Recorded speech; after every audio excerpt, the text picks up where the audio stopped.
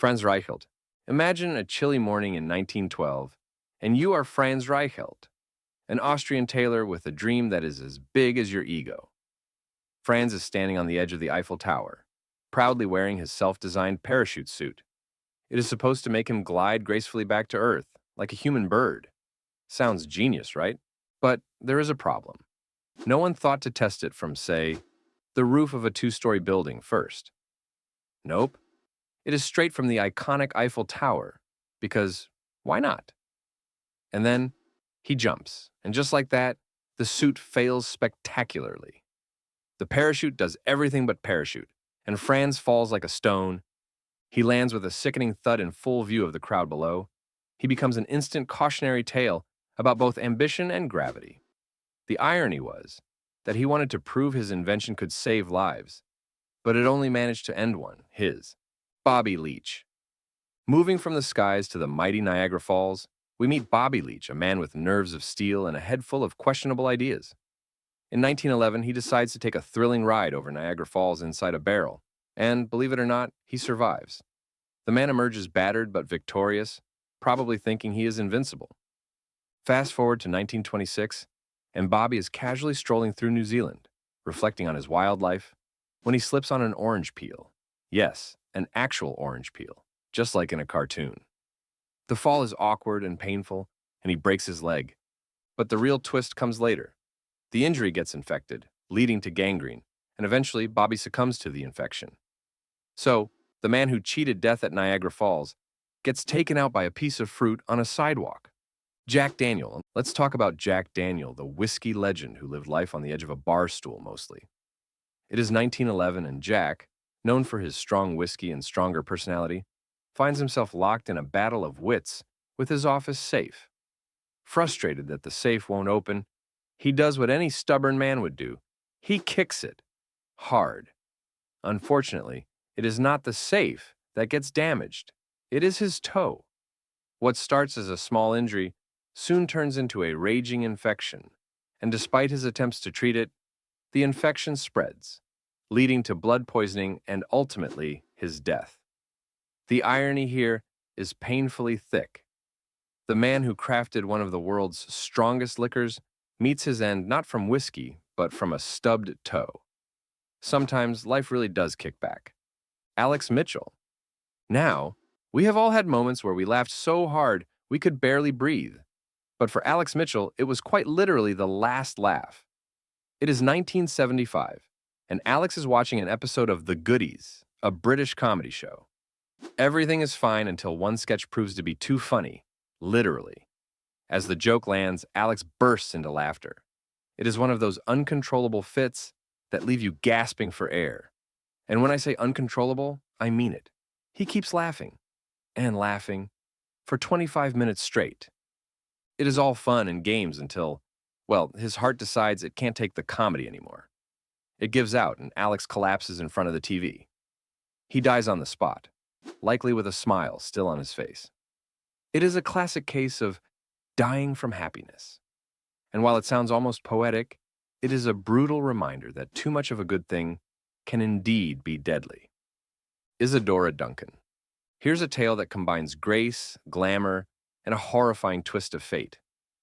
Isadora Duncan, the famous dancer known for her bohemian style and graceful moves, also had a thing for long, flowing silk scarves. It is 1927, and she's riding in her brand new convertible, enjoying the breeze and looking fabulous with her signature scarf trailing behind her. But suddenly, things take a turn for the worst. The scarf, fluttering like a flag of freedom, gets caught in the car's rear wheel. Before anyone can react, it wraps around Isadora's neck and yanks her back violently. Her neck snaps instantly. 1 minute, she is the queen of free spirit, and the next, she is a victim of her own accessory. It is a fittingly dramatic end for someone who lived a life full of flair. So, stick to shorter accessories if you are riding in a convertible. Eben Byers. If there has ever been a story about the dangers of excess, it is Eben Byers' radioactive saga. Byers was a wealthy industrialist in the 1920s who was always looking for the next big thing in health and wellness. So when Radithor, a miracle tonic containing radium, hit the market, buyers was all over it. Radium, a newly discovered element at the time, was believed to have healing powers, despite being highly radioactive. Convinced that Radithor could keep him strong, youthful, and maybe even immortal, buyers didn't just drink a little of it. He chugged 3 bottles a day for years. At first, he claimed to feel great, even bragging about the tonic's effects. But soon, the side effects began to show, and they were horrific. His bones started to weaken, his teeth fell out, and his jaw literally began to rot.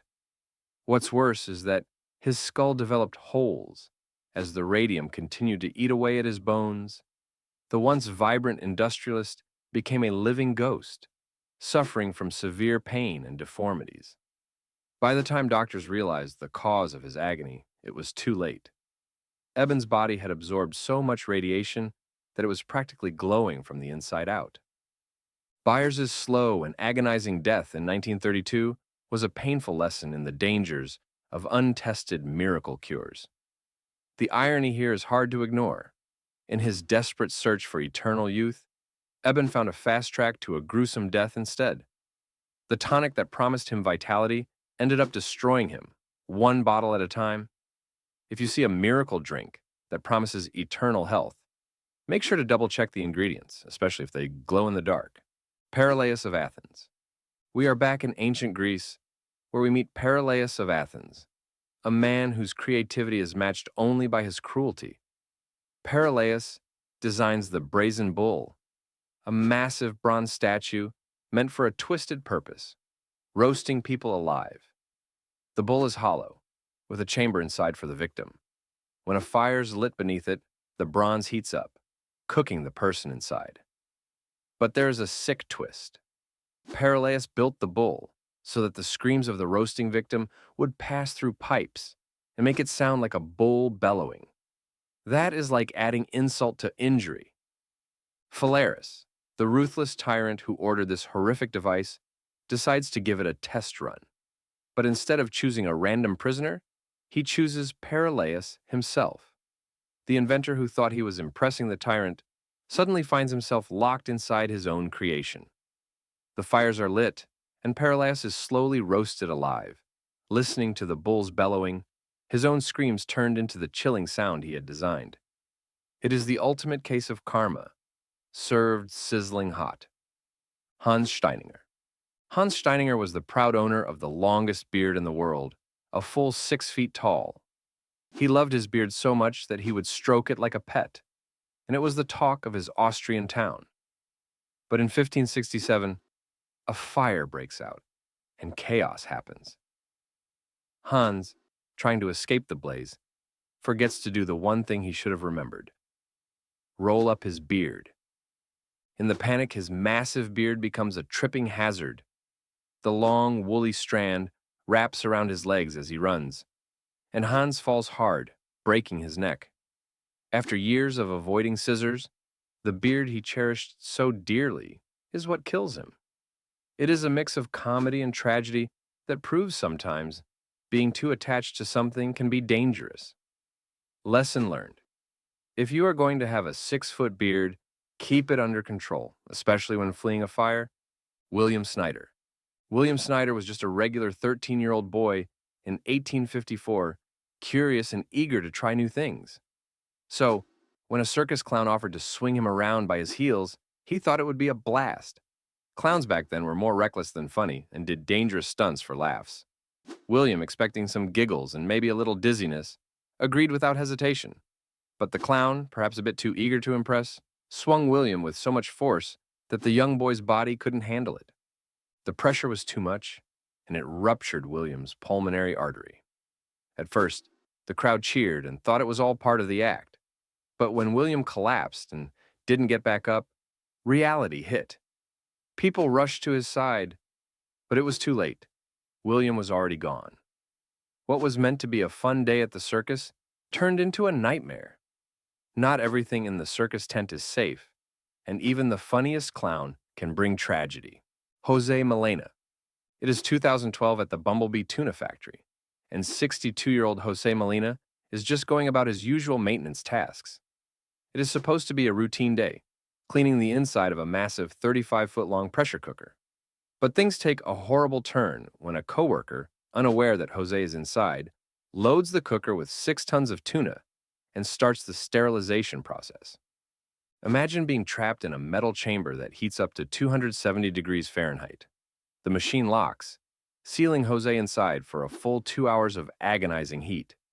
His skin would have started to blister, his blood boiling, and his lungs burning from the heat. By the time the cycle ended, there was nothing left of Jose but charred remains mixed with cooked tuna. When his coworkers open the cooker, they are met with a gruesome sight that is hard to comprehend. Tito Morales. In 2014, Tito Morales, a 20-year-old guy, found himself stuck in an elevator in his girlfriend's apartment building. Now, most people would press the emergency button and wait for help. But not Tito. He decides to play the Spider-Man and climbs through the escape hatch at the top of the elevator. After getting out, he starts trying to open the exterior doors to one of the floors. He thought he could make his own way out, but just as he's about to reach safety, the elevator suddenly comes back to life, moving upward. In a panic, Tito tries to jump onto another moving elevator. Yes, as if it is a live-action video game. But his timing is horribly off, and instead of escaping, he ends up getting crushed between the moving elevator and the shaft wall. His body is squeezed, turning him into what can only be described as a human sandwich. His death feels too surreal to be real. Sometimes, it is best to stay put and let help come to you. Francis Daniel Brome. In 2004, Francis Daniel Brome and his best friend John Hutcherson embark on their annual tradition of drinking, like it is the end of Prohibition. After downing enough booze to make a fish jealous, they decide to drive home instead of calling a cab. Francis, feeling especially brave or stupid, sticks his head out of the window like a happy dog enjoying the wind. But Hutcherson loses control of the car, and it swerves off the road, hitting a wire that supports a telephone pole. The wire snaps up like a slingshot and cleanly decapitates Francis. Hutcherson, too drunk to notice his friend's headless body, continues driving for another 12 miles before parking and stumbling into his house. He only realizes the horror of what happened the next morning when neighbors find Francis's headless corpse in the car. This death was straight out of a Final Destination movie, where bad decisions and even worse luck collide in the most brutal way. Thank you for sticking through till the end. If you enjoyed this video, consider leaving a like button. Perhaps if you're interested in more videos like this one, hit the subscribe and notification bell to always know when the new video's up. It's free, and you can always change your mind.